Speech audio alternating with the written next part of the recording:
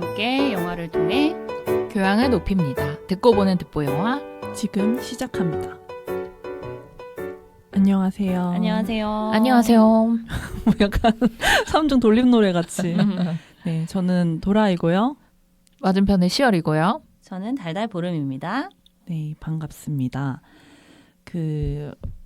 지금 7월 초인데 네. 상반기가 이제 끝이 나고 1년의 절반이 지났어요. 미쳤습니다. 시간 왜 이렇게 빠르지? 너무 빨라요. 그러니까 정말 정신 차리고 보니까 그냥 7월인 느낌인데 이러다가 눈 깜짝하면 90세 될 것 같아요. 진짜 그 정도의 속도로 지나가는 것 같아요, 삶이. 앞으로도 저 얼마나 더 빨라질까, 시간이, 흐름이. 그니까요. 그래서 이제 어쨌든 상반기를 지내고 나서 이제 상반기 동안 본 영화나 뭐 드라마나 뭐 책이든 상관없습니다. 그것 중에서 좀 각자 정리해 봤을 때 좋았던 거, 기억에 남는 작품이 있으면 얘기해 주면 좋을 것 같아가지고 혹시 보름은 있나요? 저는 영화를 많이 못 봤더라고요. 정리를 해보니까. 맨날 많이 못 봤다 그래. 그렇지만 우리 중에서 항상 제일 가장. 많이 아니 보고. 근데 이번엔 진짜 많이 못 봤어요. 일단은 개봉작을 많이 안 봤어요. 재미있는 게 많이 안 하기도 했고 영화관 가는 게 피곤해서 저 이번에 그 우정한테 헌혈하고 받은 표 양도했거든요. 그 기한이 다 돼가지고 어떻게 할 수가 없어서 2장이 더 남았어. 여러분 드릴까요? 우와. 너무 헌혈을 좋죠. 많이 했군요. 네. 근데 이번에 춘천영화제에서 봤던 영화 중에 너무 괜찮은 걸 봤어요. 이게 조희영 감독님이라고 아마 아시는 분들은 아실지도 모르는데 예전에 이어지는 땅으로 데뷔를 하셨대요. 근데 이분이 최근에 장편을 만들었는데 다른 것으로 알려질 뿐이지라는 영화거든요. 근데 8월 달에 개봉을 한대요. 이게 되게 러닝타임이 엄청 길어요. 2시간 25분. 그래서 사실 조금 졸았거든요, 초반에. 근데 편집이 예술이야, 진짜. 어떻게 이렇게 만들었지? 싶을 정도로 이거를 상징도 되게 많고 어떻게 보면 불친절한 영화라서 재미없다고 느끼시는 분도 분명히 있을 거예요. 근데 저희처럼 영화를 좀 많이 보시는 분들은 약간 미래의 홍상수 느낌 난다. 될 정도일 것 같아요. 그래서 GV를 했는데 워낙 관객이 없고 아무도 손을 안 드는 거야.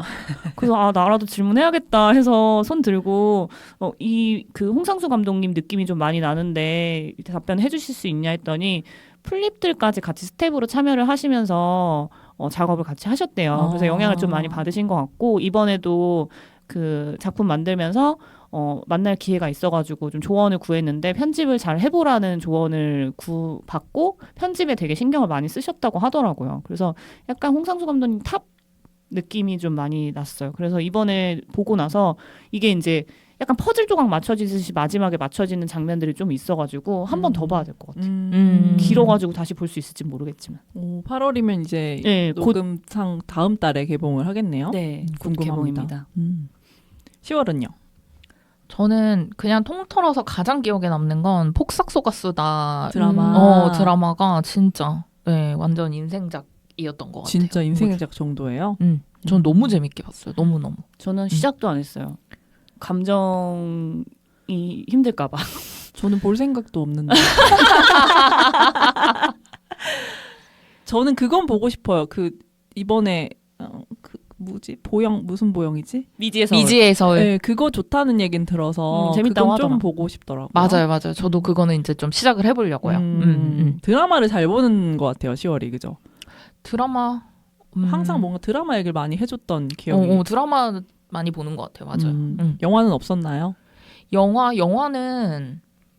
저도 많이는 못 봤고요. 상반기에. 가장 좋진 않았는데 진짜 최근에 제가 28년 후 영화를 봤거든요. 어땠어요? 나 그거? 아직 못 봤는데. 궁금해. 극장 가서. 근데 저는 그 28일로 28주를 안 본 상태로 이제 28년 후를 보게 된 거예요. 근데 모르겠어요. 너무 많은 얘기를 하고 있어. 하려고 하지 않았나? 너무 짧은 타임 안에 그런 생각? 그래서 이건 약간 공포 영화라 그러던데. 좀비. 그러니까 좀비 느낌보다는 공포 영화 느낌이 강하다고 소리를 엄청 막 그렇게 썼다고 평을 많이 봤거든요. 근데 저는 소리보다는 그 좀비의 시각적인 게 더 많이 강렬하게 느껴져가지고 그래서 저는 조금 그냥 조금 산만했다 이런 느낌이었는데 이제 같이 본 분은 다 봤어요. 28일 후, 28주 후, 28년 후까지 보고 기대된다. 다음이 또 나왔으면 좋겠다. 재밌었구나. 네. 그래서 이게 확실히 이전 작품의 경험치에 따라서 조금 느낌이 다른가 보다. 그런 생각을 좀 했어요. 저도 상반기에 본 영화 많지 않은데 저는 이제 7월 되면서 정리를 싹 했거든요. 상반기 정리를. 막 하면서 해보니까 저는 제가 본 몇 안 되는 영화 중에서는 플로우가 제일 좋았던 것 같아요.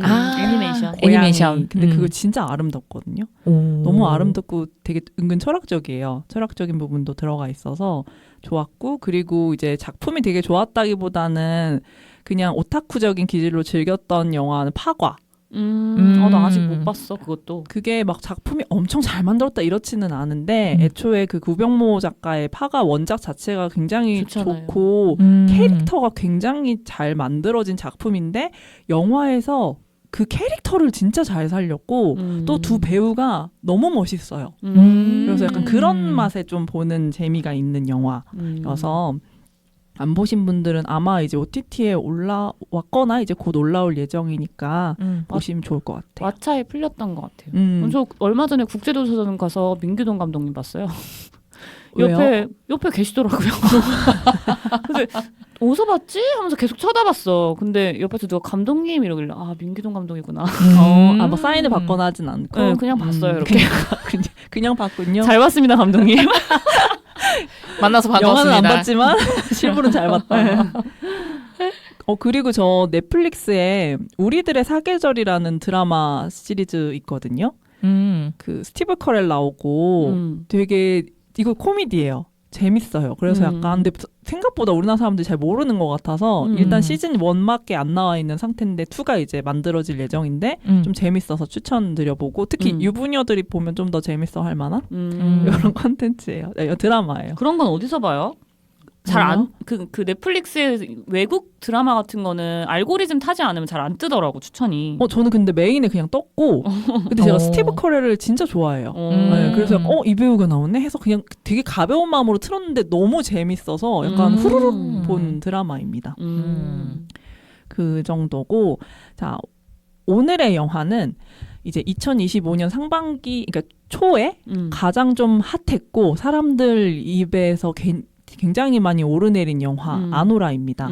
사실 개봉 자체는 작년 말쯤에 했는데 올해 아카데미 시상식에서 무려 5관왕을 수상을 하면서 이제 저처럼 서브스턴스를 사랑하는 사람들한테는 이제 좀 열받게 만들기도 했고 근데 굉장히 또 이 작품에 대해서 또 사람들 논란이 좀 있어요. 사람들의 생각도 좀 굉장히 다르고 그래서 한번 오늘 다뤄보고자 가져왔습니다. 네. 저는 작년에 봤거든요, 이거를. 그때도 되게 재밌게 봤는데 그때는 보는 사람이 별로 없었던 것 같아요. 오히려 아카데미 이후에 좀 화제가 된 느낌? 네, 5관왕이니까 화제가 안 될 수가 없었어. 그럼 줄거리를 먼저 보름이 설명해 주세요. 네. 이 영화의 배경은 뉴욕 브루클린에서 시작이 되는데요. 계속 집 밖으로 지나가는 전철 같은 걸 보면은 좀 유추를 할 수가 있습니다.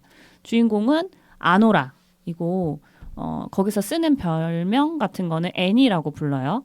이 사람은 스트리퍼라는 직업을 가지고 있는데 아주 작은 클럽에서 하루하루 열심히 일을 하면서 살아가고 있습니다. 그러던 클럽에 어느 날 러시아 말을 할 수 있는 스트리퍼를 찾는 고객인 러시아 재벌의 아들 이반을 만나면서 이야기가 시작이 됩니다.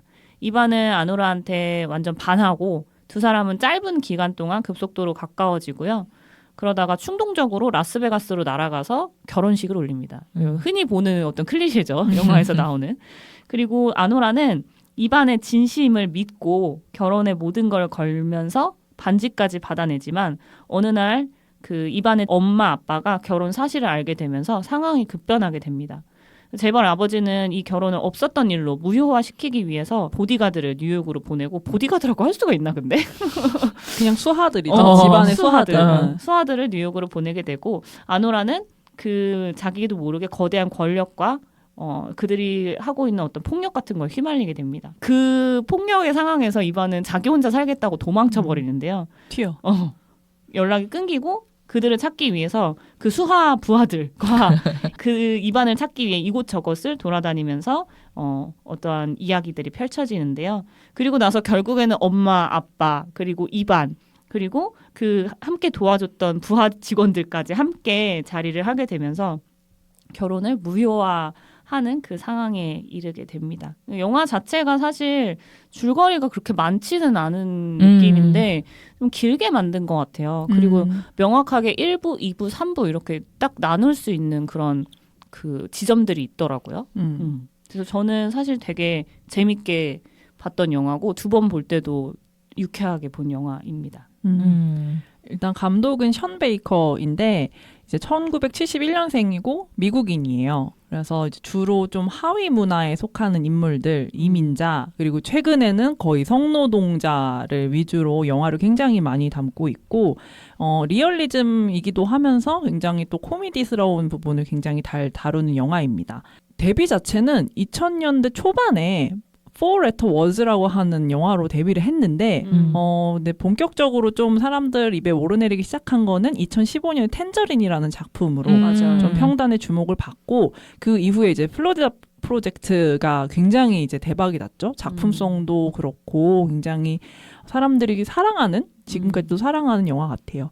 그 이후에 이제 아노라로 칸에서 황금종려상 수상하고 올해 아카데미에서 그러니까 개인으로는 4관왕을 수상을 한 거거든요. 이제 하나는 그 배우가 여우주연상을 여배우상을 수상한 거고, 근데 개인이 4관왕인 게 월트 디즈니 이후로 최초래요. 그래서 굉장한 스코어를 달성한 사람이더라고요. 그리고 이제 나오는 배우는 마이키 메디슨이라고 하는 여자 배우가 주연이죠. 그래서 1999년생 맞아요. 미국인이고 이 배우도 2013년부터 단편 영화를 찍으면서 활동을 시작했고요. 근데 또 이분도 눈에 띄기 시작한 거는 2019년에 퀸틴 타란티노의 원스 어폰 어 타임 인 할리우드에서 굉장히 좀 인상 깊은 연기를 선보였다고 했고, 또 스크린 5에도 나왔다라고 하더라고요. 그리고 원스 어폰 어 타임 할리우드에서 진짜 기억을 못할 수가 없는 역할이었어. 아 그래요? 네. 아 저는 안 봐가지고 진짜 미쳤다 이랬는데 저 사람 누구지 했는데 여기 주연으로 나와가지고 깜짝 놀랐어요. 그래서 아노라가 첫 주연작 맞아, 그렇더라고요. 하고, 그리고 첫 콜 캐스팅이었대요. 그러니까 이제 오디션을 보지 않고 이제 연락을 받아서 찍은 작품으로 첫 여우 주연상을 수상을 하게 된 것입니다. 그리고 이건 TMI인데 비건인이라는 정보가 있더라고요. 네, 그래서 비건인 배우다라는 게 있었고, 지금 보름은 굉장히 재밌게 봤다라고 했고 이제 2번 이제 보셨다고 했는데 10월은 또 어땠어요? 저도 재밌게 봤고요. 아노라 캐릭터도 너무 좋았고, 그리고 이 감독의 색감 이런 것도 되게 화려하고 좀 예쁘게 보이는 그런 부분들이 있어서 그게 이 영화에서도 좀 나타났던 것 같고, 근데 저도 느껴지기엔 조금 길었던 것 같아요. 네, 중간에 그 약간 아노라가 약간 감금당해가지고 좀 풀어나려고 옥신각신한 그 씬이 있는데 그게 너무 길었던 것 같아요. 저는 그렇게까지 시간을 들일 만큼의 어떤 뭔가 메시지나 의미가 있는 장면이었나? 난 그게 제일 좋은데 근데 그 장면. 그 장면이 저는 좀 그게 길어가지고, 왜냐하면 총 러닝 타임이 2시간 20분 정도. 맞아요, 굉장히 길어요. 굉장히 길어가지고 그게 조금 그랬다. 그 부분이 약간 도파민 터지는 쪽 아닌가요? 도파민, 그러니까 자극적인 걸로 따지면 진짜 엄청 비명 지르고 뭐 깨부수고 그 입만 클로즈업 해가지고 막. 맞아. 진짜 막 몸부림을 치잖아요, 아노라가. 그 장면만 10일 찍었대요. 열을. 네. 진짜 공들여서 찍은 거라고. 공들여서 찍은 거는 확실한 것 같은 게, 왜냐면 그 장면이 실제로 그렇게 구성 안 돼 있지만 롱테이크처럼 느껴져요. 그니까. 네, 전혀 그러니까 단절된 느낌 없이 이어지는데 그게 며칠 동안 찍었다라는 것도 그러니까 편집상은 받을만 했던 것 같아요. 편집상은. 뒤끝. 보름은 또 어땠어요? 뭐 이제 좋았던 부분이나 뭐 아쉬웠던 것도. 저는 일단 배우들이 다 너무 캐스팅이 잘 된 느낌이고 아니 이 사람은 콜 캐스팅이라면서 어떻게 이렇게 몸을 잘 쓰지? 일단 춤도 잘 추는데 맞아. 그 폴 타는 거 봤어요? 근육이 코어가 장난이 아니던데? 그러니까 원래 뭔가 진짜 이 역할을 하기 위해 태어난 사람처럼 몸을 쓰더라고요. 그리고 그 이반이라는 캐릭터도 사실 그 영화에서는 되게 좀 찌질하게 나오긴 했는데 저는 귀여워 보였거든요. 얼굴만 보면은 약간 너드 같기도 하고 그리고 그 이고르 캐릭터 있잖아요. 저는 약간 그런 남자 좋아하는 것 같아 내가. 어떤 남자? 대머리긴 한데 그 목소리가 좋아 나는. 아 목소리 너무 좋죠. 그 목소리를 딱 듣는 순간 그 사람한테 빠질 수밖에 없는 그런 매력이 있잖아요. 근데 이분이 내가 이전에 영화에서도 되게 인상적인 역할을 했다고 하는데 저는 여기서 처음 봤거든요. 그래서 그것도 너무 다 좋았고 그냥 뭐 앞으로 계속 돌아가 발제한 내용에서 이야기하겠지만 신데렐라 스토리를 전복시킨 것도 좋았고 성노동자를 편견 없이 바라볼 수 있는 컨텐츠 자체가 많지가 않았는데 그냥 좀 새롭게 하지 않았나라는 생각이 들어요. 근데 이건 논란의 여지가 되게 많을 것 같아서 이따가 말할 때 좀 조심스러울 것 같긴 한데 저는 사실 이 영화에서 여성들이 대사가 됐다고 생각하지는 않거든요. 이건 보는 시선에 따라 다를 수도 있을 것 같아요. 그런 면에서는 되게 좋았던 것 같고 아까 10월이 싫다고 했던 그 장면 있잖아요. 저는 그게 너무 좋아. 그 장면 너무 좋은 이유가 뭐냐면 그 장면 때문에 마지막 장면이 인상 깊을 수밖에 없는 것 같아요. 너무 막 오디오 암비게 계속 치고 들어오잖아요. 한 사람도 쉬지 않고. 여기서 얘기하고 막 그러다가 마지막 장면에 그 와이퍼 소리만 났을 때 그게 딱 대비가 명확하게 되거든요.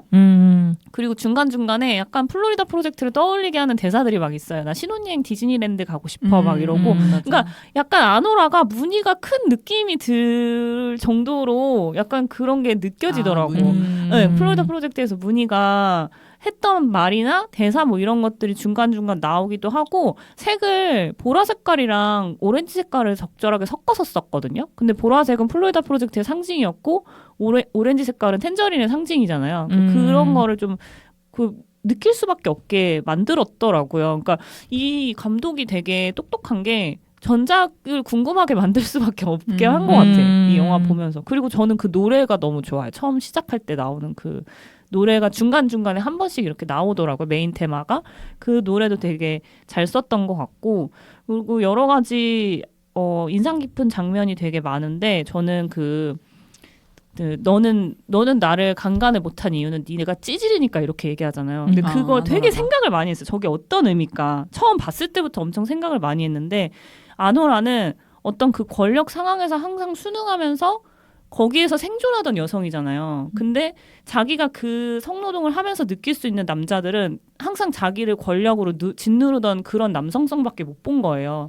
그래서 이게 정답인지 알고 살았는데 이고르를 보니까 이고르는 그런 사람이 아니잖아. 할머니 모시고 마약 판매도 안 하고 할머니 차 타고 다니고 되게 친절하게 대하면서 미안하다고 사과도 받아낼 줄 아는 사람인 거잖아요. 그러니까 얘가 자기가 어떻게 보면은 가지고 있던 그런 남성성이라는 것을 전복시킨 인물인 거예요. 이고르가. 그런 거를 찌질하다는 조롱의 단어로 표현을 했지만 사실은 그거는 아노라가 할 수 있었던 최고의 칭찬이었다고 생각하거든요. 그 대사 자체가.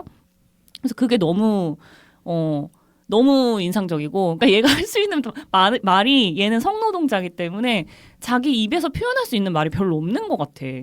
단어들이 그러니까 풍부하게 나오지가 않는 거지. 근데 그 똑같은 찌질이를 이반한테 찌질이라고 막 얘기할 때는 그 이제 영어로 푸시라는 표현을 쓰잖아요. 되게 저속한 표현이긴 하지만 근데 그거를 다시 보니까 초반에 아노라가 티팬티만 빤스만 입고 엉덩이 막 이렇게 흔들면서 그 수우파에 나오는 그 언니들처럼 춤을 추는데 근데 그 노래가 옆에서 계속 푸시 이러면서 나온단 말이야. 그러니까 그러고 엉덩이를 흔드니까 이게 대사가 아니라 걔한테 이반한테 찌질이라고 계속 얘기하는 것 같은 느낌이 드는 거 두 번째 보니까 그 나중에 이제 푸시라고 얘기하는 그 대사가 들리니 그런 게 이제 다시 보니까 다시 이렇게 새롭게 보이는 게 너무 재밌었던 것 같아요. 그래서 결국 이 영화가 이야기하고자 하는 거는 어떤 진짜 주체성을 가진 사람이 누구인가라는 이야기인데 결국에는 이반은 권력은 다 가졌으면서 아무것도 할 수 없는 주체성이 없는 애였고 아노라는 사람들이 다 무시하는 그런 직업을 가지고 있지만 스스로 발언할 수 있는 발언권을 다 빼앗겨도 발언할 수 있는 위치에 있었던 여성이었다는 거잖아요. 그런 게 너무 따뜻하다고 해야 되나? 좋았어. 그리고 아노라가 그 마지막 장면도 되게 순수해 보였어. 그러니까 그 무늬가 떠올릴 수밖에 없는 여러 장치들이 있었던 것 같아요. 진짜 직업은 그렇지만 마음은 되게 순수한 아이라고 해야 되나? 여기서 무늬는 이제 플로리다 프로젝트에 나왔던 그 어린이 캐릭터 주인공 이름이죠. 네. 그런데 조금 피곤하긴 하죠, 영화가. 일단 오디오가 안 비는 것도 피곤하고 길기도 하고 너무 화려하니까 그거를 따라가는 내 눈도 좀 피곤하고 여러모로 좀 피곤한 영화라서 2번 봐서 좋았지만 사실 선정 안 됐으면 2번은 안 봤을 것 같아요. 감정 소모가 너무 심해가지고 그리고 그 둘이 막 셋이 입안 막 찾아다닐 때 있잖아요. 월미도인 줄 알았어. 맞아요. 맞아, 월미도가 맞아. 생각나는 그 장소가 있죠. 맞아. 바닷가에 네. 그 기구 유원지에서 있는 여기 이 돌아가는 기구 뭐지? 풍차? 아닌데? 단어들이 생각이 안 나. 늙었나 봐. 어떡하지? 아무튼 그런 대관람차. 대관람차. 감사합니다. 역시 우리 모범생. 네, 대관람차가 나오는 그런 부분은 월미도 생각나죠. 사실 월미도는 바이킹이긴 하지만. 맞아요. 그리고 아쉬운 점 또 있어요. 엄마가 너무 전형적이야. 엄마요? 이반 엄마. 이반 그리고 엄마. 막장 드라마에 나오는 얘따 너 돈 줄 테니까 꺼져라 약간 이런 거 같은 느낌이었어. 근데 저는 재벌들이 그냥 전형적으로 모습으로 나온 거는 그냥 이반도 사실은 그냥 거기 부잣집 네. 망나니 아들내미 그러니까 철부지 약간 이런 걸로 나온 게 설정된 거였다는 생각은 했고 보름이 이 영화가 이제 한 3막 정도로 나눌 수 있다라고 얘기했는데 이제 제가 봤을 때는 랩댄서라고 외국에선 표현하더라고요. 그러니까 스트립 댄서 버전의 프리티 우먼 이 1막 2일 될 거고 그러니까 신데렐라 스토리로 부잣집 아들내미랑 결혼하는 그리고 2막에 그 아르메니아 형제 단순하게 러시아 작당들이라고 표현하는데 이 작당들이 이제 집안에 쳐들어오면서 난동을 부리는 그 카우치 소파에 그게 실제로 길다고 느낄 수밖에 없는 게 길어요. 30분 동안 이어지거든요. 맞아요. 그리고 3막은 이들이 이 도망간 이반을 찾으러 다니는 하룻밤의 여정, 그리고 그 이후의 이야기 이런 식으로 조금 나눌 수 있지 않을까 생각이 드는데요. 이 영화의 가장 두드러지는 특징은 어쨌든 성노동자의 이야기를 다뤘다는 것. 그리고 성노동자라는 게 사실은 어떤 사회의 사각지대에 놓인 인물. 그리고 기존의 다른 영화들에서 이제 성노동자를 다뤘을 때의 여러 가지 그러니까 미화되는 부분 같은 것들을 이 감독이 실제로 그걸 좀 비틀고 새로운 형태의 아메리칸 드림에 대한 논평을 좀 하고 싶다라는 얘기가 있더라고요. 그래서 그 실제 그 평소에 우리가 영화나 다른 부분에서 볼 수 없었던 그들의 삶과 욕망 그리고 그 욕망이 무너지는 이야기를 담은 영화라고 저는 좀 생각했고요. 그리고 근데 개인적으로는 저는 이 영화를 보기 전에는 좀 겁을 냈었던 것 같아요. 이 영화가 긴 영화를 이제 못 봐가지고 길어서도 그랬고 2시간 18분이 참 길다고 많이 징징댄다 우리. 그러니까 근데 너무 길어서 그랬고 또 좀 괴로울 것 같다고 생각한 것 같아요. 이 영화를 보고 나서 그리고 여러 가지 그 감상들은 제가 이제 그냥 주워 들었는데 호불호가 또 많이 갈리니까 나는 어떻게 볼지 궁금하기도 하면서 걱정이 됐죠. 아유, 이거 얼마나 또 이제 짜증나게 할까 사람을 이런 식으로 생각하면서 봤는데 보고 나서 제일 의외였던 거는 너무 웃긴 영화라는 거.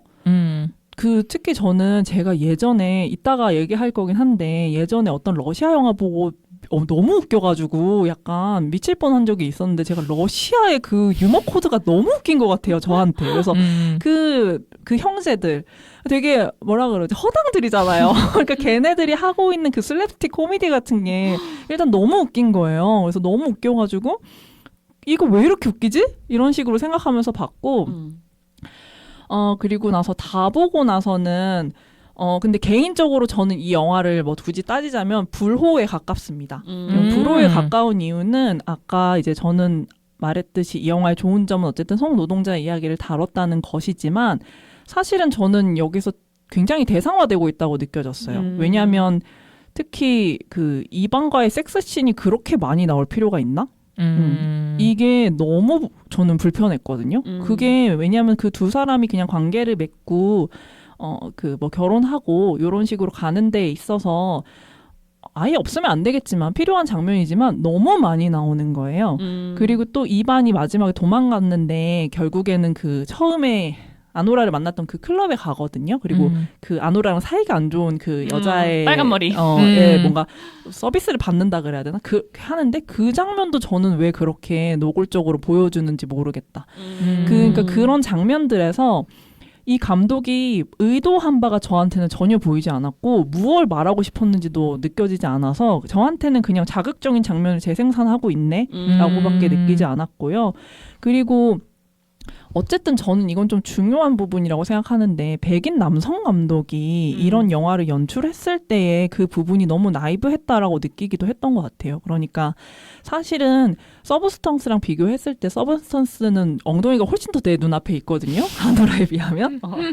그렇잖아요. 근데 그거는 저는 명백한 의도가 느껴져요. 그 연출 의도가. 그 감독의. 근데 말했듯이 여기서는 저는 션 베이커의 그런 부분이 느껴지지 않았고 그리고 또 저도 그 소파 카우치 그 장면, 그러니까 집안에서의 그 장면이 진짜 편집도 너무 잘했고 굉장히 계산된 그런 그 동작들, 구도들도 훌륭하다고 느꼈는데 한편으로는 저도 그 장면이 너무 길다고 느껴졌는데 그 이유는 제 생각에는 저는 아노라의 말이 궁금하고 아노라의 목소리가 듣고 싶은데 그러니까 비명 지르는 그 목소리 말고 이 사람이 주체로서 화자로서 하는 말이 궁금한데 없어요. 저는. 그래서 오히려 당사자성이 굉장히 부재한 영화라고 느꼈고 그들의 실제 목소리가 저는 얼마나 반영됐는지도 잘 모르겠고 왜냐면 저는 아노라를 잘 모르겠거든요. 여전히 그 캐릭터를.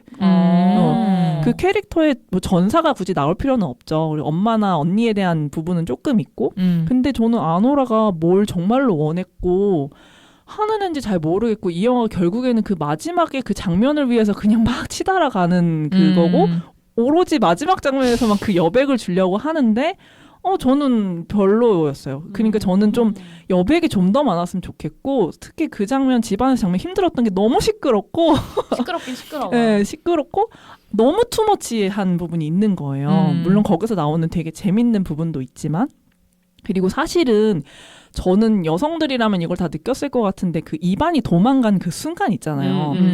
그때 되게 사실은 무서운 장면이잖아요. 왜냐하면 이 남자 셋과 아노라만 남았을 때 우리는 맞아. 굉장히 좀 끔찍한 걸 약간 생각하잖아요. 근데 그거를 좀 비튼 거는 있는 것 같아요. 감독이. 너네 그 상상한 그런 장면 벌어지지 않고 얘네 되게 웃긴 애들이야. 막 약간 웃긴 장면이야. 그리고 오히려 아노라한테 막 맞잖아요. 걔네들이.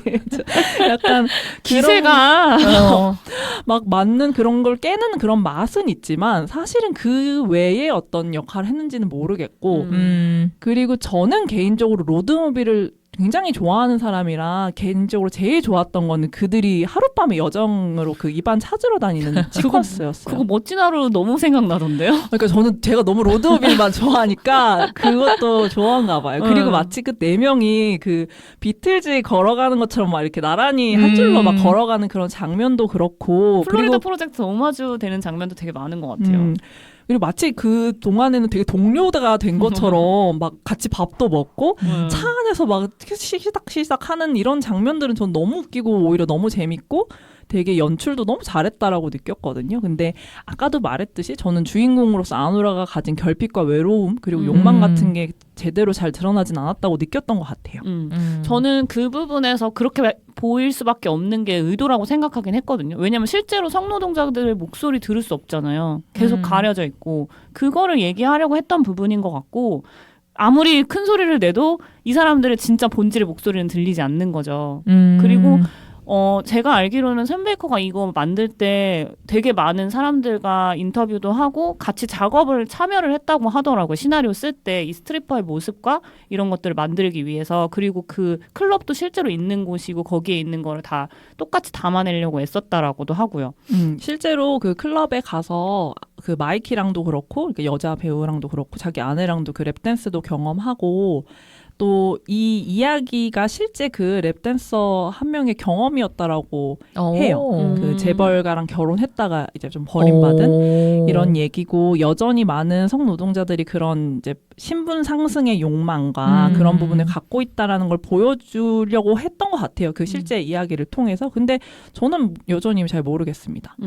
그러면은 여기에는 아노라와 이반 그리고 아까 말한 그 아르메니아 형제인 토로스와 작당들, 가니 그리고 이고르 뭐 이런 다양한 인물들이 등장을 하는데 각자 그 어떤 인물이 좀 인상 깊었는지 그리고 그들의 어떤 행동이나 이런 모습에서 어떤 걸 느끼셨는지 궁금했어요. 10월은 어떤가요? 딱 고르기가 쉽진 않긴 한데 저는 그냥 조금씩 다 적어놓긴 했거든요. 근데 이반 같은 경우는 저는 모르겠어요. 약간 몰라 내 스타일 아니어가지고. 아니 우리 스타일 고르는 거 아니고 취향 물어본 거 아니야. 아닌데 끌렸잖아요 어쨌든. 아노라가 돈이 많으니까. 그쵸. 돈이 많으니까 끌렸지. 근데 너무 외적인 부분에서는 너무 병약하고 게임 좋아하는 초등학생 같은 느낌. 그런 느낌이고 덜 자란 느낌이죠. 걔는. 너무 철부지 느낌이고. 그래서 그런 거 보통 웨스턴 애들이 안 물어보는데 뭐 만나자마자 너 몇 살이야? 그러니까 그런 거 좀 친숙했다. 한국 감성이었어. 아니 애가 얼마나 애새끼 같은 몇 살이냐고 물어보냐고. 혹시 미성년자일까 봐. 맞아요. 이반을 선택하고 이렇게 뭐 같이 하고 거기 라스베가스까지 가서 이제 결혼을 하고 했던 것들이 진짜 뭐 조금이나 마음이 있었나? 그런 그런 생각? 그리고 이제 본인 그런 애새끼를 과연 믿을 수 있었는가? 그러니까 그거를 그냥 자기가 속이고 정말 신분상승이라는 목적 하나를 위해서 그렇게 한 건지 뭐 그런 거를 같이 생각을 했던 것 같아요. 보면서. 저는 근데 그 부분 되게 또 약간 공감하는 게 저는 사실은 그냥 이반은 뭐 여기서 대단히 중요한 인물처럼이 아니라 그냥 어떤 이렇게 도구 같은 거잖아요. 이 이야기를 위해서 약간 얘가 필요한 건데 근데 한편으로는 두 사람 관계를 좀 잘 보여줬다고 느낀 거는 그 약간 그 20대 초반의 그 연인들이 저는 되게 생각보다 자기네들 감정이 약간 뭔지는 잘 모르는 상태에서 그냥 연애에서 신나 약간 이런 느낌의 모습을 좀 잘 담은 것 같다. 그리고 결혼도 그냥 결혼하면 좋을 것 같으니까 약간 그냥 막 하고 그냥 결혼했다는 자체만으로 좀 신나하고 그리고 한편으로는 얘네가 서로 다 진짜 사랑은 뭔지 모르는 아직 애송이들인 상태에서 스킨십만 존재하는 그런 되게 겉도는 대화들 있잖아요. 그 침대에 누워서 하는 말도 막 아무런 중요하지 않은 대화들. 그래서 그런 거는 좀 잘 연출했다고 느끼긴 했어요. 저는 이반을 그 성구매자의 시점으로 좀 바라보려고 애썼는데 그러니까 막 당연히 돈 많고 그러면은 그런 거를 하찮게 여겨서 사람 귀한 줄 모르고 구매를 하긴 하겠지만 그냥 인간적으로 봤을 때 얘는 너무 짠한 거예요. 엄마 아빠 사랑도 제대로 못 받고 그러니까 그런 게 허하니까 자꾸 이런 데 가는 거야. 약물하고 막 밥 먹고 술 마시고 막 그러니까 자기 인생에서 뭐가 중요한지 그런 거를 아예 모르는 애니까. 그래서 그런 측면에서 저는 그 성구매자들도 무조건 납작하게 악마화하는 건 좀 피해야 되지 않나 그런 생각을 얘를 통해서 좀 해본 것 같아요. 그러니까 잘했다는 게 절대 아니고 미화시키자는 게 절대 아닌데 무슨 이유 때문에 저기까지 갔을까를 보면은 좀 다르게 해석할 수도 있지 않나. 그러니까 우리 이거 예전에 뷰티풀 보이 할 때도 비슷한 얘기를 했던 것 같은데 이 아노라도 결이 비슷하다고 보거든요. 사람들이 논란이 나는 결이. 뷰티풀 보이 보고도 아직도 욕하잖아요. 이딴 영화 왜 만들었냐. 마약 중독자지 뭐냐 이렇게 하는 거랑 성구매 나쁘다 하는 거 혹은 성노동이 무슨 성노동이냐 매춘이지라고 얘기하는 거랑 결이 비슷하다고 생각해요. 그래서 좀 다르게 보려고 애쓰다 보니까 이반을 통해서 좀 그런 면이 많이 보였고요. 그리고 여기서 제일 정상은 이고르밖에 없죠. 맞아요. 저도 그건 공감. 너무 귀여웠어. 그리고 이고르요? 이고르를 되게 그러니까 취향이시네요.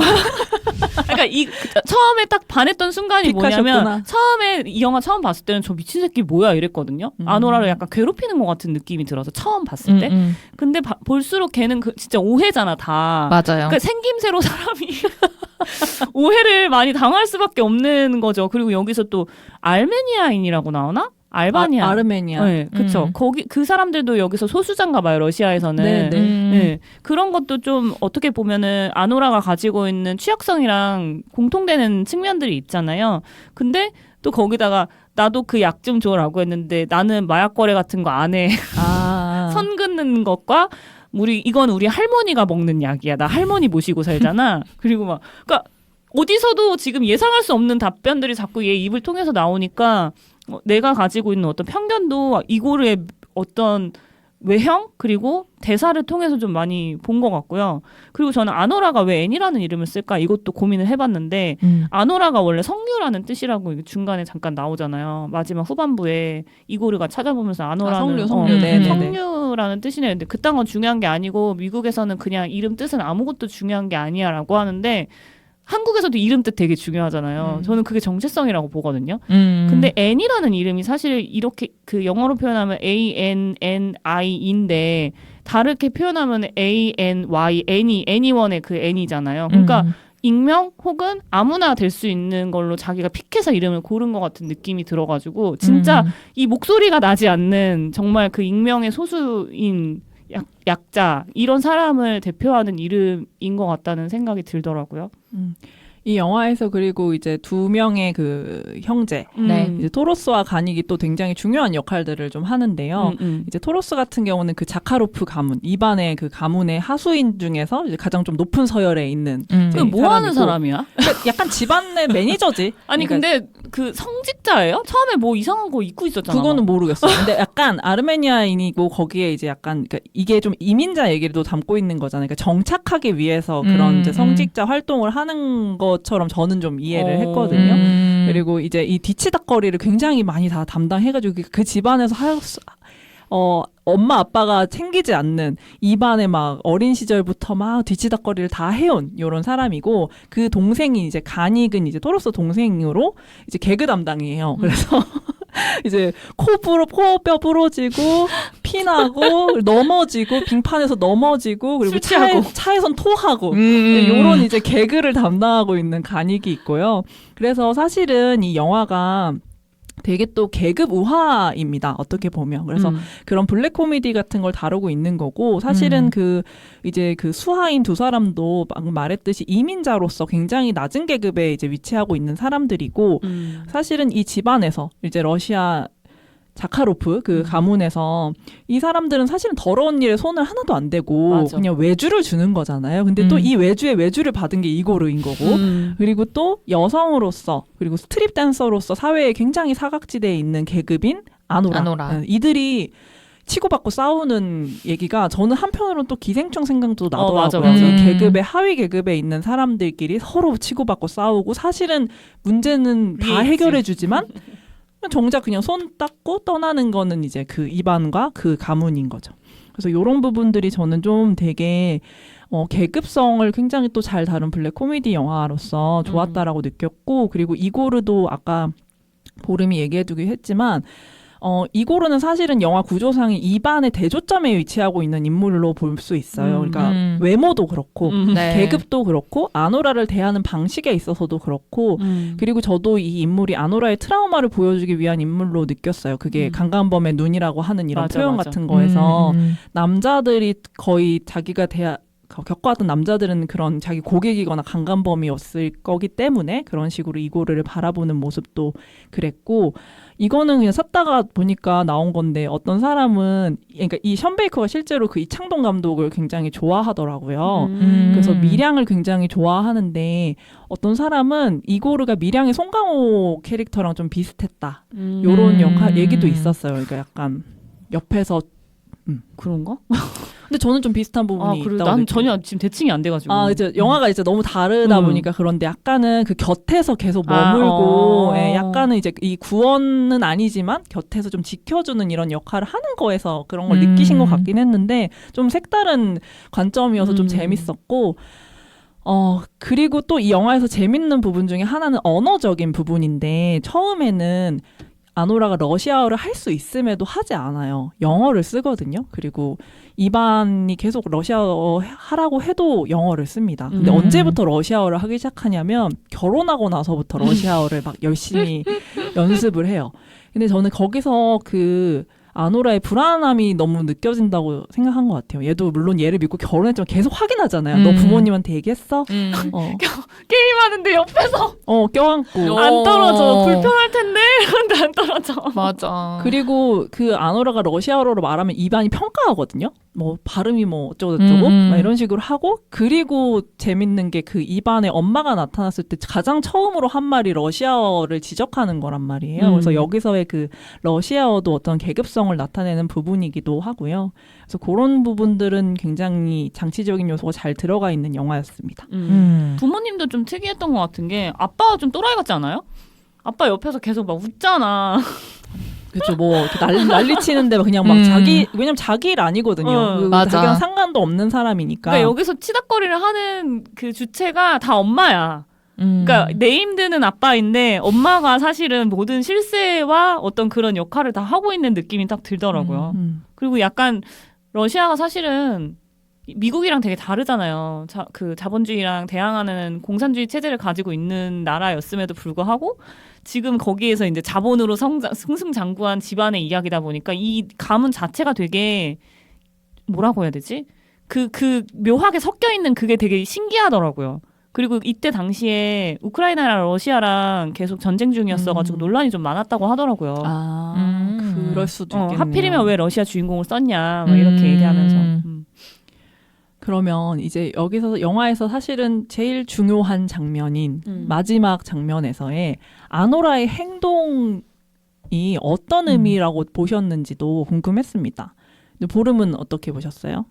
그래서 저는 너무 당연하게 아노라가 할 수 있는 게 그거밖에 없잖아요. 그러니까 이 아노라가 지금까지 태어나서 배운 거는 자기가 거래할 수 있는 가장 쉬운 게 성이었던 거예요. 그 자기의 몸과 거래를 하는 거였는데 어쨌든 본인이 되게 바라고 있었던 어떤 상징인 그 반지를 다시 가지고 온 거잖아요. 이고르가. 그걸 다시 돌려받았을 때 뭔가 감사를 표현을 하고 싶은데 고맙다는 말을 할 수가 없는 상황이기도 하고 그 말이 잘 안 나오기도 할 거고 거기서 얘가 가장 잘 할 수 있는 거는 그 행동밖에 없었던 거죠. 섹스라는 행동. 근데 그 전에는 얘가 의심을 했잖아. 쟤는 분명히 나한테 관심이 있을 거고 나를 강간할 수 있었던 사람이라고 의심을 했는데 그런 사람이 아니었고 본인이 이제 그 행위를 시작을 함으로써 뭔가 선물을 준다고 생각했던 것 같아. 얘도 분명히 바랄 거다. 바라고 있었을 거다.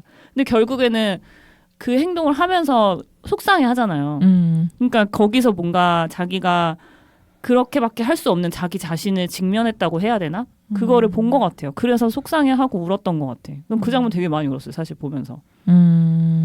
시열은 어떻게 봤어요? 저도 마지막 장면이 진짜 기억에 많이 남았고 근데 보름이랑 똑같이 저도 생각했거든요. 아노라가 줄 수 있는 고마움의 어떤 표시? 네. 그리고 이성적인 감정은 아니었던 것 같고 그리고 아까 보름이 얘기한 것과 좀 연결해서 아노라가 할 수 있는 그런 어휘라든지 그런 것들이 좀 정해져 있다라는 이야기를 했었잖아요. 이것도 똑같은 것 같아요. 근데 아노라가 제일 잘 아는 단어는 있어. 그 매춘을 파생되는 단어가 엄청 많잖아요. 그래서 프로스티튜트 무슨 스트리퍼 어쩌고 엄청 많잖아요. 그 단어는 다 알더라고. 카테고리 안에 있는 단어들. 네. 그래서 이 또한 아노라가 할 수 있는 행동이 행동 안에서 최선을 보여준 것 같은 장면이었어요. 그러니까 교환 진짜 교환인 것 같아요. 그 자본주의의 끝판왕에서 원래 저는 성노동이 발달했다고 생각하는데 거기에서 할 수 있는 그냥 가장 근본적인 건 교환밖에 없는 건데 자기가 줄 수 있는 거는 자기가 할 수 있는 거. 저는 사실은 이 마지막 부분에서 사람들이 또 되게 다양한 해석을 하는 게 좀 재밌었거든요. 어떻게 또 해석해요? 그러니까 약간 그 애정어린 부분이 하나 있고 하나는 전혀 그런 게 그러니까 오히려 실망일 수 있다라고 해석하는 게 있고 그러니까 뭐 예를 들면 그런 거죠. 그 관계를 맺을 때 이고르가 키스하려고 하는 거를 하잖아요. 근데 이제 아노라 그걸 막 엄청 반항하듯이 하다가 이제 울음을 터뜨리는 이런 장면에서 얘도 결국엔 똑같은 놈이구나라고 실망한 것이다라는 이제 해석이 또 있기도 하고 그래서 이런 게 또 재밌고 저는 그런 부분이 오히려 이 마지막 장면의 좋은 부분이라고 느꼈던 것 같아요. 다양한 해석이 좀 될 수 있는 거. 저 같은 경우는 저는 고마운 마음이라고 절대 생각하지 않았고 그냥 엉망진창이 됐잖아요. 이미 아노라는 파멸을 했잖아. 그 결혼이 무효가 되고 나서 그랬을 때 굉장히 허망한 어떤 상태로 그 반지를 봤을 때 이제 뭐 울컥하는 마음이었겠죠. 그래서 저는 그냥 자기의 이거는 두 분하고 또 맞는 것 같은데 존재 가치를 좀 다시 발견하고 싶었던 것 같아요. 자기의 존재를 내가 살아있고 내가 존재한다라는 걸 근데 그걸 발견하는 게 말씀하신 것처럼 섹스이기 때문에 그런 몸짓으로서 그냥 이고르와 그랬던 것 같고 저는 이고르한테 어떤 마음도 없었다고 느끼는데 근데 이 새끼가 키스를 하려고 해? 약간 이런 게 이제 그리고 약간 그러다가 내가 되게 초라하다라는 걸 느끼면서 눈물이 났다라고 개인적으로는 좀 여겼어요. 그래서 그 장면이 저도 인상이 깊기는 했는데 네 어쨌든 그런 식으로 생각을 해봤습니다. 이고르는 근데 아노라 좋아했던 것 같지 않아요? 이고르는 좋아했던 것 같아요. 근데 저는 사실은 이고르라는 캐릭터가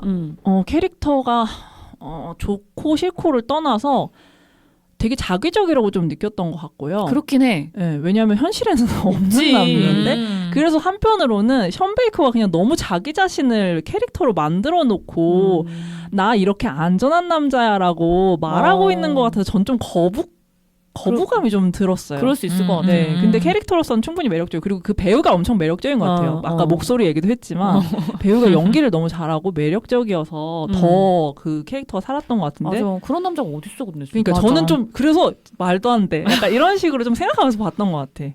그리고 션 베이커가 일단 마음에 나는 이제 얘가 백인 남성이라는 이유만으로 일단은 마음에 안 드는 거예요. 그래서 이거를 너무 자기 자신을 심어놨다 이런 느낌이니까 약간은 그런 느낌을 생각을 했고요. 근데 그 와이프가 제작을 계속 도와주고 있더라고요. 네, 프로듀서더라고요. 그래서 둘이 이런 거에 관심이 많아서 부부가 이제 이런 걸 계속 제작을 하는 거를 하고 있다고 하고 실제로 뭐 그 성노동자를 위해서 뭐 하는 거에 스피커로서 역할을 많이 한다고 들었어요. 부부가.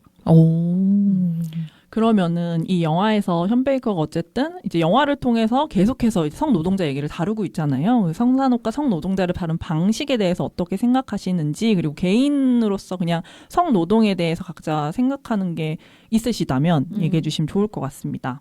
저는 욕 먹을 거 각오하고 왜냐면은 똑같은 영화로 그 필름클럽에서 아노라를 했었는데 거기도 악플이 장난 아니게 달렸거든요. 우리 악플 좀 받아보자.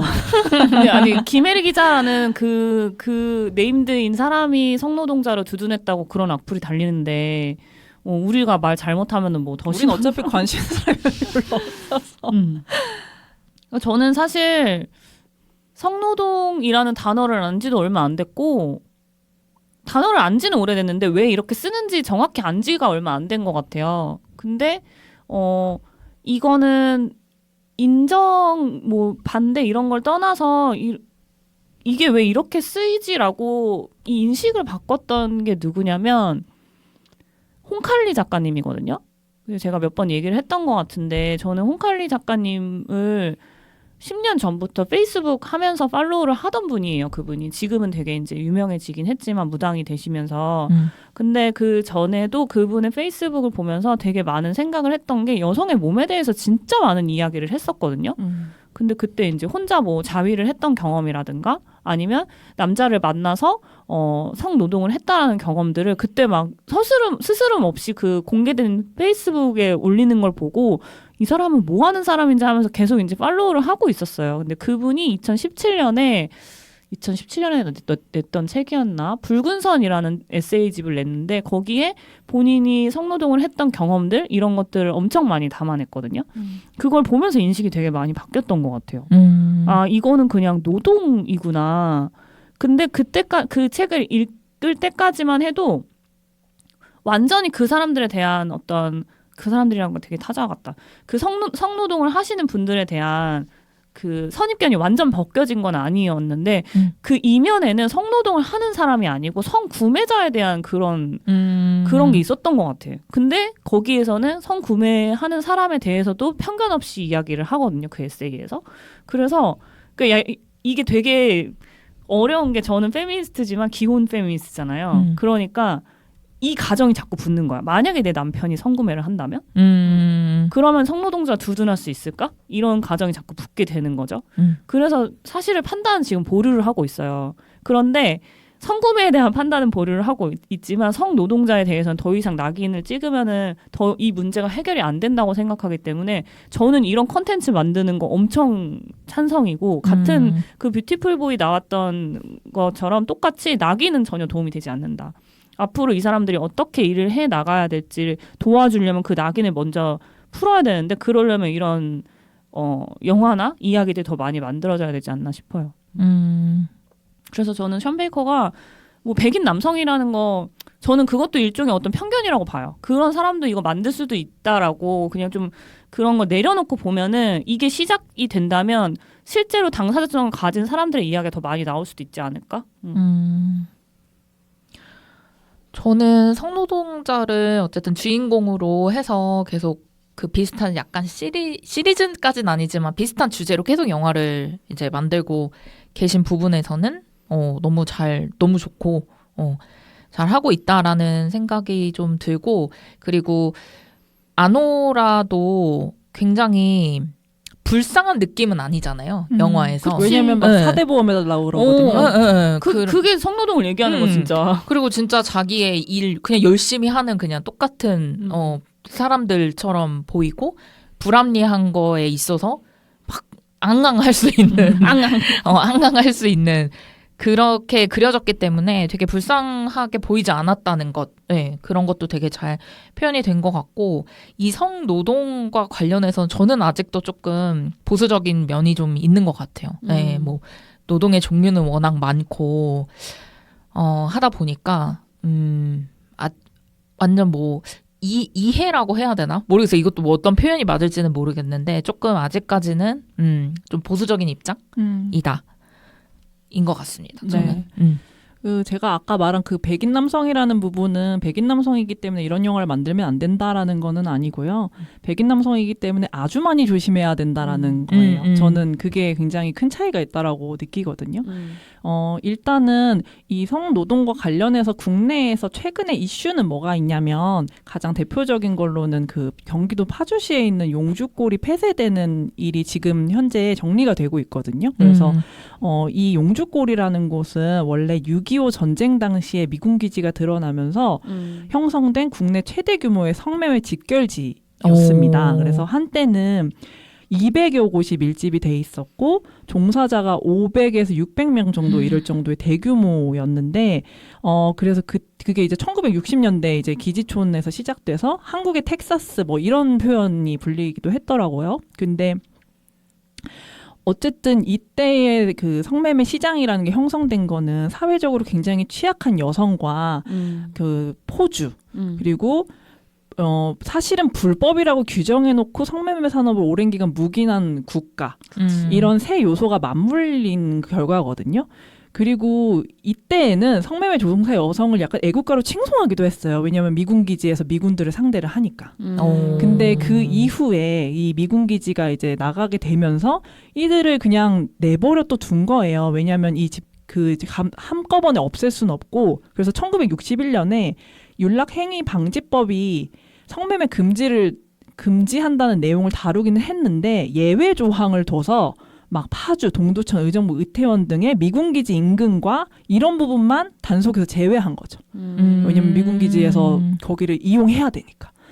그리고 이 폐쇄 움직임이 좀 본격화되면서는 사실은 있다는 건 알면서도 우리가 다 가끔 마주치기도 했었잖아요. 서울에도 막 영등포 그쵸. 같은 맞아요. 곳에 있기도 했고. 저희 근데 집 앞에 되게 크게 있었어요. 성남에. 이재명 씨가 성남시장한테 다 밀어버렸어요. 근데 지금 대통령이시죠? 그렇죠. 지금 대통령이십니다. 엄청 그냥 한 골목이 400~500m? 정도가 다 그런 곳이어서 저희 고등학교가 그 옆이었거든요. 근데 빨간 색깔 조명 쓰잖아요. 그래서 저는 그게 너무 어릴 때부터 봤던 풍경이라서 이상한지도 몰랐어요. 진짜? 그리고 저가 다니는 이비인후과 옆에 밑에 약국에는 항상 거기서 일하시는 노동자들 그 언니분들이 피임약을 잔뜩 사고 들어가는 걸 제가 항상 봤거든요. 그래서 사실 저한테는 그게 막 이상하고 막 그런 거라는 거는 별로 없는 것 같아요. 너무 어릴 때부터 보면서 컸나 봐. 맞아요. 그 서울에도 어쨌든 좀 있었고 저 그 저희 동네랑 근처에는 이제 뭐 미아 사거리 이쪽도 유명했었죠. 그 옛날에 어떤 그 여자 경찰분이 막 돌아다니면서 그거 다 없앤다고 한참 막 이슈돼가지고 그분 성함이 생각이 안 나네요. 아 그래요? 네, 여자 경찰분이셨는데 그분이 막 단속하면서 다니는 게 맨날 뉴스에 나왔었어. 그 미아리.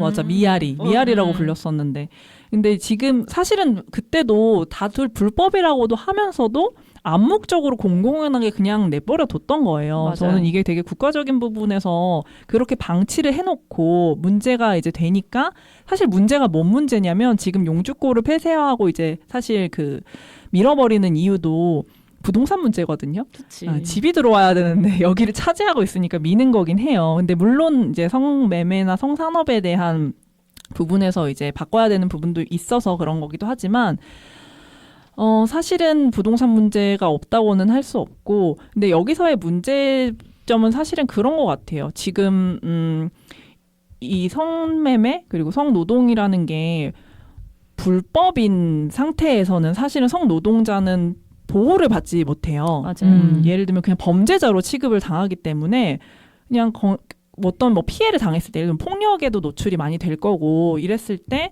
보호받지 못하고 오히려 또 인권 침해를 당하기도 합니다. 그리고 성노동자가 그렇기 때문에 강간, 협박, 갈취된 사례가 굉장히 많은데 도움받지 못하는 부분이 있고요. 그리고 그런 인권의 사각지대에 놓이게 되는 부분에 있어서 그래서 약간 국제적인 움직임으로는 비범죄화하자는 것이 하나의 또 방안이더라고요. 그래서 이제 합법화와는 달리 비범죄화. 그냥 이 성노동자를 일단 보호하기 위해서 왜냐면 이들도 인간이고 이들이 인권이 있고 어떤 피해를 받았을 때 보호받아줘야 되기 때문에 성매매를 합법화하기보다는 이 비범죄화를 통해서 이들을 좀 보호할 수 있도록 그리고 자신이 원하지 않으면 그만둘 수 있고 아니면 안전하게 일할 수 있도록 그리고 인권침해 가해자를 처벌할 수 있도록 하는 부분에서의 논의가 좀 되고 있다라고 제가 좀 찾아봤고요. 그래서 실제로 그 용주골에서 그 성노동자들이 이렇게 시위를 좀 했어요. 거기를 이렇게 자기의 일터를 없앤다라는 이유로. 근데 그랬을 때 또 이들의 이제 의견은 우리를 피해자로 생각하지 마라 라는 의견도 있었습니다. 그래서 자기네들은 그냥 생존권을 사수하려는 투쟁을 하는 것이다. 시혜적인 관점 같은 거 필요 없고 지원도 필요 없다. 이런 식의 얘기를 하고 있는 건데요. 여기에서의 이제 사람들의 생각은 저는 나뉠 수 있다라고 생각하고 근데 문제는 그거 같아요. 이제 일단 얘를 어쨌든 폐쇄한다는 쪽에서의 운동에는 여러 여성 단체들 그리고 시민들이 함께 해서 같이 운동하고 이것이 바람직하다라고 얘기하는 반면 이 성노동자를 위한 여성 단체는 없는 거예요. 근데 이 부분에서 저는 조금 그래도 우리가 그들의 이제 처지를 정확하게 인지하고 그리고 아까도 말했듯이 이건 굉장히 국가적인 부분에서의 문제가 많은 건데 그거를 어쨌든 여성 단체에서는 조금 더 노력하고 바라봐야 되지 않나? 라는 게 있고 저는 개인적으로 어쨌든 성산업은 공급보다는 압도적으로 수요의 문제라고 생각을 하는 사람이고요. 맞아요. 저는 성구매자는 절대로 용인할 수 없고 성매매가 산업이라고는 생각하지 않습니다. 그렇지만 어쨌든 현재 존재하고 있는 성노동자는 성노동자로 인정해야 된다고 생각하고 그들을 보호할 수 있는 방안이 필요하다라고 여기게 된 것 같아요. 그 영화에서 보면 그러잖아요. 너 이런 일 하는 거 아니? 아는데 당신은 알아요? 했더니 난 모르지. 알면 큰일 나지. 맞아요. 그게 아저씨한테. 그게 현실의 많은 면을 보여준다고 생각해요, 진짜. 자, 그러면 이제 마무리로 이런 식으로 약간 성을 다룬 어떤 다른 방식의 영화 아니면 그냥 아노라를 보고 좀 떠오른 영화가 있으면 그냥 추천해 주시면 좋을 것 같아요. 나 잘 생각 안 나던데. 저도. 근데 같은 감독의 아까 얘기해주신 텐저린 그런 영화도 저는 한편으로 아쉬웠어요. 저는 플로리다 프로젝트가 훨씬 좋거든요. 그래서 약간 그건 좋을 수밖에 없지. 근데 아노라가 오가난 건 진짜 저는 지금도 용납할 수 없고. 저는 이거 오가난 한 이유는 네. 그 아카데미가 정치적인 시상식이다 보니까 그냥 뜨고 있는 이슈들에 많이 몰아주는 경향이 있거든요. 그거에 그냥 너무 적합했던 영화였던 것 같아요. 근데 또 한편으로는 서브스턴스가 못 받은 게 그냥 서브스턴스의 연장선 같은 느낌이기도 했어요. 그 영화의 연장선이 현실에서 이렇게 반영된다라는 느낌이긴 했고. 그리고 또 그런 게 있어. 이거는 좀 다른 얘기, 아까 제가 뭐 얘기했던 거랑 좀 다른 얘기긴 한데 아무리 대상화 타자가 안 되려고 노력을 했더라 할지라도 이 여성이 노출을 해가지고 연기의 상을 받았다? 근데 작년에도 그렇게 받았단 말이에요. 이게 계속 구조화가 되면은 여성들은 계속 노출을 할 수밖에 없어요. 그 문제를 또 얘기를 안 할 수는 없는 거고 그거 아세요? 미술사에서 보면은 성경에 있는 이야기들 중에서 막 강간당하고 뭐 하고 그런 주제를 한 그 그림들이 상당히 많거든요. 근데 그게 사실은 눈요기를 하기 위해서 어떤 되게 좋은 구실이었던 거야. 그런 걸 담아내는 게. 근데 사실 이런 성노동 같은 컨텐츠도 그렇게 만들 수 있게 너무 적합한 것 같아. 그래서 조심하긴 해야 돼요. 맞아요. 그리고 전 한편 그 생각도 했어요. 서브스탄스에선 남자들이 진짜 더럽고 추악하게 나오는데 아노라에는 이고르가 있잖아요. 이것도 약간 심사위원들의 비위 맞추기에 좋지 않았나? 이런 생각도 한편으로는. 우린 좋은 남자입니다. 약간 이런 거. 그런 거. 그치만 현실 인간은 다 서브스탄스에 나오는.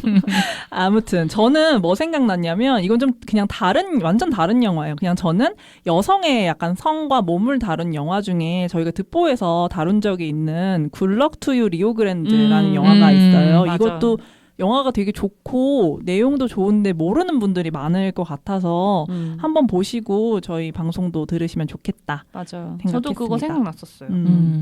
그리고 뭐 우리나라에 그런 영화 되게 좀 재밌는 영화로 많이 만들지 않나요? 그런 약간 성과 관련된 영화들. 저 그거 생각나는 거 하나 있었다. 그 뭐였더라? 독일 영화였는데 걸스 온 탑이었나? 저 그거 청소년기에 OCN에서 보고 너무 충격받았어요. 뭔 영화지? 걸스 온 탑이라고 그 여성들의 오르가즘에 대해서 이야기를 하는 영화인데 그러니까 제가 청소년 시절이면은 20년 전이잖아요. 근데 여기도 청소년들이 주인공인데 자전거 타다가 오르가즘을 느껴가지고 진짜 그 벽에다 부딪혀서 거기서 막 길거리에서 거기서 막 계속 페달을 굴려 애가. 아니 그런 영화가 있어요? 근데 나는 청소년 때 그걸 보고 너무 이런 영화가 있어. 충격을 받은 거죠. 근데 그때 당시에는 너무 보수적이었으니까 여자의 성에 대해서 얘기하는 게 없었는데 심지어 공개된 공간에서 그렇게 자전거를 타면서 오르가즘을 느끼는 그 행위가 그러니까 나한테는 너무 충격이면서 묘하게 쾌감인 거야 그게. 그치. 어떤 건지 알겠다. 지금 보니까 네. 2001년 영화고 네, 독일 영화 맞네요. 독일 영화예요? 네, 독일 영화. 그래서 궁금하네. 오늘 집에 갈 때 따릉이 타고 가야겠어요. 득보영화 인스타그램 아이디입니다. db.movies db.movies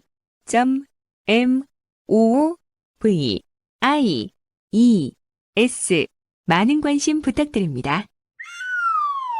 그러면은 오늘은 이제 핫한 영화로 핫한 얘기 좀 다뤄봤고요. 다음 주는 또 다음 주의 영화로 찾아뵙도록 하겠습니다. 다음 주에 영화 모르기 때문에 찾아뵙도록 하겠습니다. 그럼 안녕. 안녕.